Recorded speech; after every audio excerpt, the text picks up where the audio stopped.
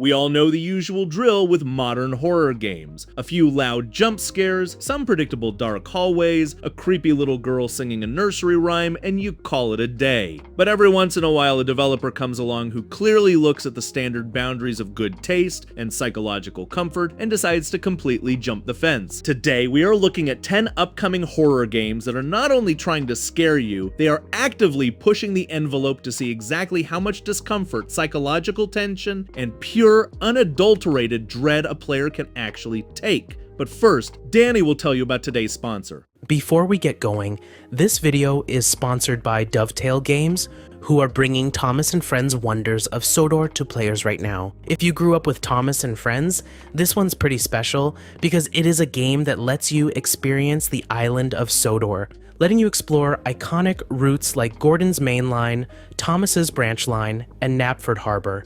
It's designed for fans of all ages, with easy-to-use controls that are super approachable, whether you're new to games or just here for the nostalgia. You can take control of familiar engines like Thomas, Percy, Diesel, Emily, and Gordon, jump into story-driven scenarios with lighthearted mischief, or just free roam around Sodor to explore and grab screenshots. There are collectibles to hunt down, plus a fun shunting minigame if you want a quick challenge. There's also a deluxe edition that adds extra scenarios and lets you play as James the Red Engine. Thomas and Friends Wonders of Sodor is out now on PlayStation, Xbox, Switch, also backwards compatible with Switch 2, plus Steam and Epic Games Store. Check it out by clicking the link in the description.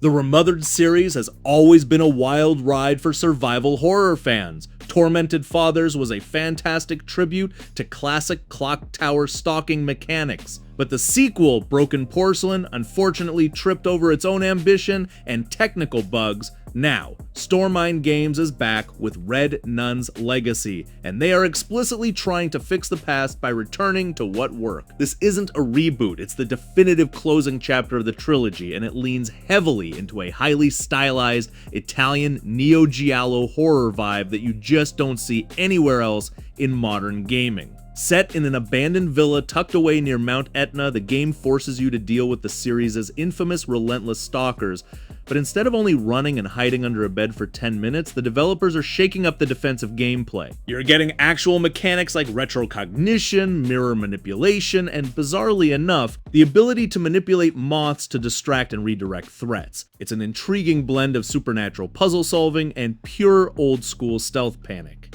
The real challenge for Red Nun's Legacy is balancing the narrative's incredibly dense soap opera-esque lore while ensuring the hide-and-seek gameplay feels responsive rather than frustrating. If they can nail that balance and polish out the technical jank, this could easily give the franchise the grand atmospheric send-off it deserved.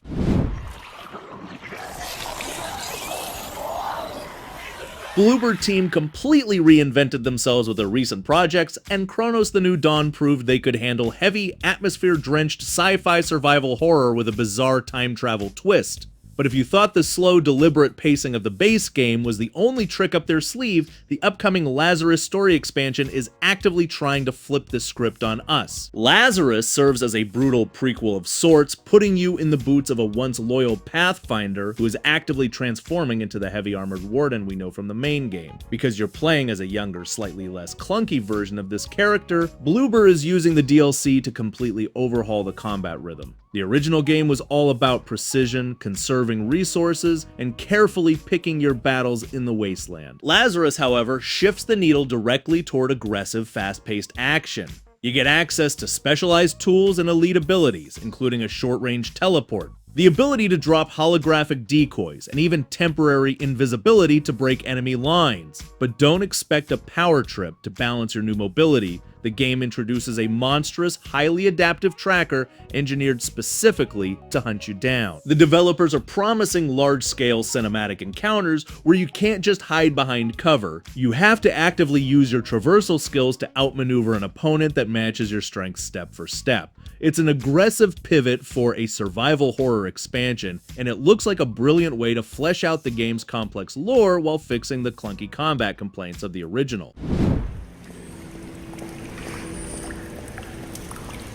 Every so often, an indie horror game pops up on Steam that completely changes how you view a subgenre, and Silver Pines is doing exactly that for the standard 2.5D perspective. Published by Team 17 and developed by Witch Elm, this game describes itself as a love letter to classic survival horror. But structurally, it's playing out like an atmospheric Metroidvania. You're exploring an eerie, isolated winter wilderness filled with geometric dread, and the camera perspective gives the entire experience a deeply unsettling sense of scale. Instead of the usual jump scares, Silver Pines relies on heavy atmosphere and mechanical tension. You're managing scarce resources, solving interconnected environmental puzzles, and unlocking new tools to push deeper into the frozen woods. The 2.5D side-scrolling format means you can always see the horizon, creating this constant nagging feeling that something is watching you from the background layer of the screen. The combat requires real deliberate timing.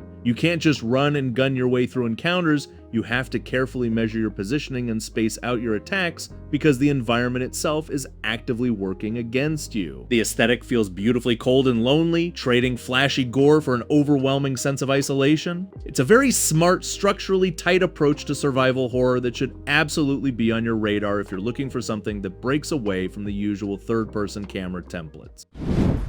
Wstrętna, wijąca się i oślizgła maś. Alright, real quick, we just launched a brand new channel called GameRan. If you want the same coverage, but for all platforms, PlayStation, Xbox, and PC, not just the Switch, head down to the description and hit that link. Subscribing over there helps us out immensely as we push for that first 1,000 sub milestone.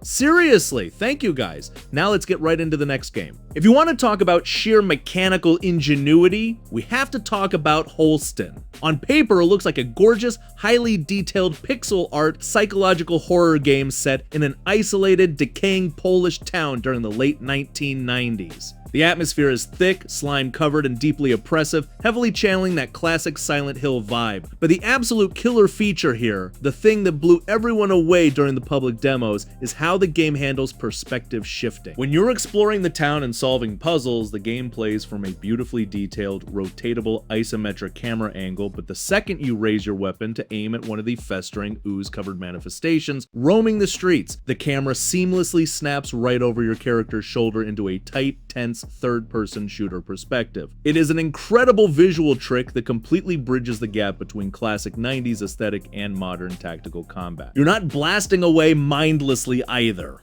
Holstin features a highly detailed limb destruction system, meaning you have to precisely target arms to stop monsters from grabbing you, or take out their legs to slow them down in tight corridors. Combined with full Polish and English voice acting that grounds the unsettling story of a man searching for his missing friend, Holstin is shaping up to be one of the most innovative, visually distinct survival horror projects we've seen in years.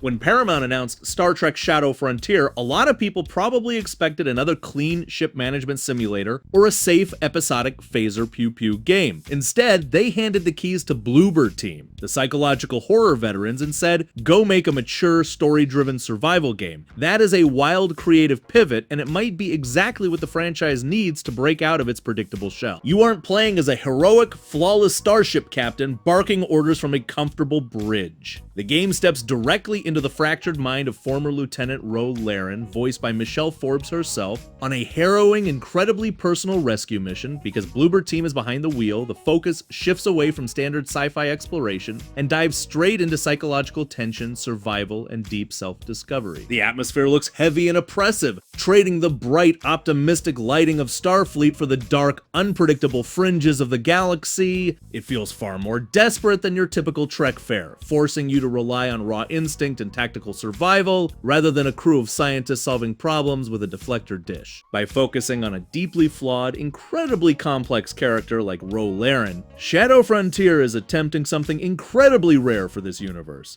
A gritty, character-driven thriller that challenges how we view survival on the final frontier. You just want to do your job, but are you like a bull in a china shop? Developed by the Wild Gentleman, RetroSpace is a brilliant, incredibly stylish love letter to immersive sims, self-described as disco punk space horror. You play as a simple space station janitor trapped on the Aurora 5, a massive facility that has been casually swallowed by a sentient black hole. Time is broken, and the corridors are filled with horrific, mutated animal-plant hybrids. The game excels in its sheer mechanical freedom. If you don't want to engage in standard shooter combat, you don't have to. You can stick entirely to the shadows, turn deadly automated security systems into traps for your enemies, or literally rip off a monster's flaming body part and use it as a blunt object. The game's absolute wild card is the Mutamod system. You can inject yourself with mutations to gain superpowers, like sprouting tentacles or turning invisible, but every single upgrade comes with severe, irreversible physical side effects. Even death is built directly into the gameplay mechanic. When you die, the station spits out a clone of you, but each successive clone suffers from genetic degeneration. It's a beautifully grotesque, highly reactive sandbox that proves you don't need a massive AAA budget to build a complex, mechanically dense sci-fi horror game.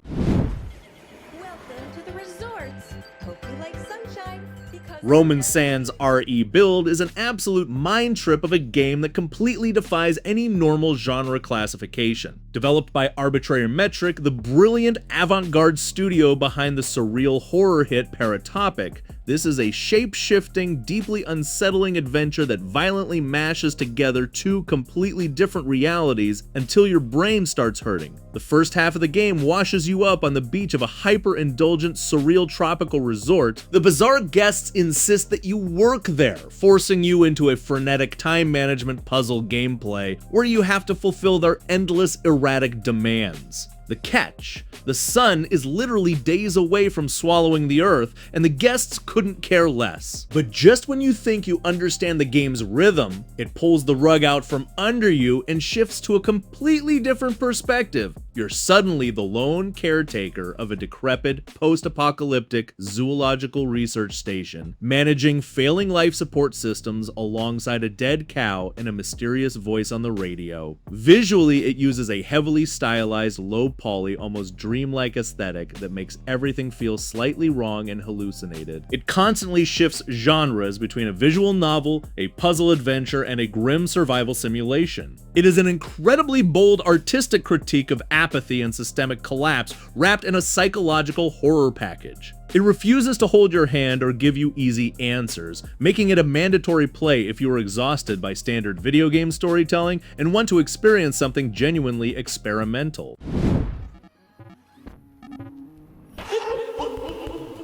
Look at the landscape of modern tactical shooters. Almost everyone is trying to copy the exact same formula, but Neverway is doing something completely different, and frankly, it looks brilliantly unhinged. Developed by the indie studio Moonmana, this is a hardcore, team-based tactical extraction shooter that replaces the standard military camo and tactical vests with an incredibly sleek, high-fashion, neo-gothic aesthetic. Imagine a tactical shooter directed by a high-end fashion house, and you're halfway there. The game drops you into a highly stylized dark fantasy world where teams of players fight over remnants of ancient reality warping technology. What makes the gameplay flow so distinct is the focus on absolute precision combined with high mobility. This isn't a game where you sit behind a concrete wall and pixel peep a sightline for 10 minutes. You have access to aggressive traversal mechanics like grappling hooks, slide boosts, and directional dashes, turning every shootout into a fast-paced, high-stakes dance.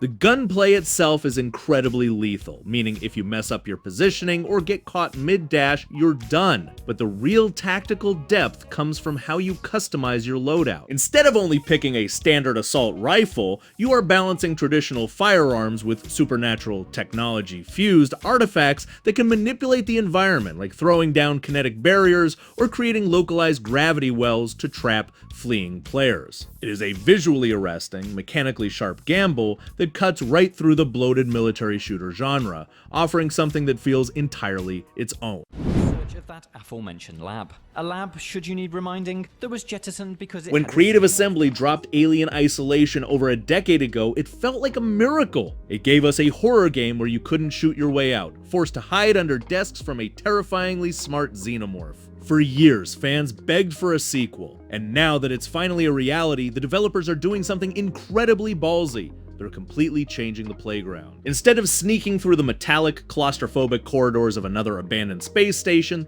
the sequel drops us onto a remote, storm-ravaged colony world. You're trading the tin can in space vibe for a dynamic environment where you have to juggle survival in both tight industrial halls and the harsh open planetary surface. This shifts the entire dynamic of the hunt. You're not only looking at ventilation shafts anymore, you're looking at open spaces where a smarter, meaner xenomorph can stalk you from literally any angle.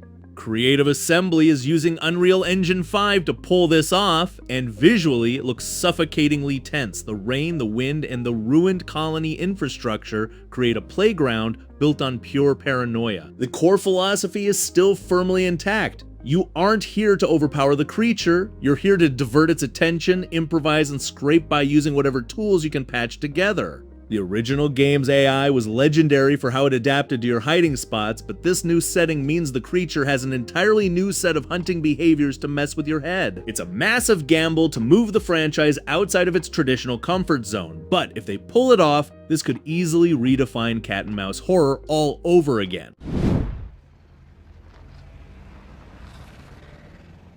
For years, Capcom treated Code Veronica like the awkward middle child of the classic era, the one major storyline they skipped over to jump straight into the massive Resident Evil 4 remake pipeline. But the recent official announcement of Resident Evil Veronica completely changes the narrative. Capcom didn't just drop a CGI teaser, they explicitly confirmed this is a full-scale, ground-up remake being handled by the exact same veteran teams behind the critically acclaimed RE2 and RE4 remakes. They are actively pitching this not as some niche spin-off, but as an entry that is fundamentally as important to the overarching saga as any numbered title. Structurally, Capcom is pulling the game entirely out of the fixed camera era and shifting it into a fully third-person, over-the-shoulder perspective using the RE engine. While the initial reveal trailer had a lot of fans sweating that it might be shifting to a first-person horror game, the developers immediately clarified the design direction. The gameplay rhythm is being built to mirror the grounded, desperate survival mechanics of the Resident Evil 2 remake, rather than the action-heavy, parry-focused stunts of RE4. The reason for this is entirely narrative-driven, because the game takes place a mere 3 months after Claire Redfield barely escaped the total annihilation of Raccoon City. She hasn't had the time or training to turn into a high-flying government super agent. She is still a survivor running on pure adrenaline and instinct. The developers are promising a reimagined story that takes the inherently campy, sometimes downright bizarre 2000s elements like the deeply unhinged Ashford twins and grounds them in a much darker psychological tone. If you enjoyed this video, do us a huge favor and hit that like button. It seriously helps the channel out more than you know. And if you're new here, consider hitting subscribe and clicking that little bell icon so you never miss any video.